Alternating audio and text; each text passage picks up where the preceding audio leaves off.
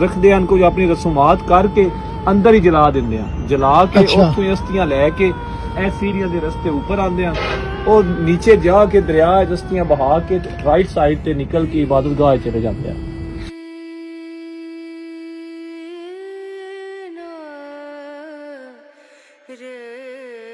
क्योंकि ये हर दौर हिंदुआं तो लैके बौद्ध मतां तो लैके हर दौर ये टुकड़ा इबादतगाह रही है, खो मंदिर की सूरत रही है, मस्जिद की सूरत रही है।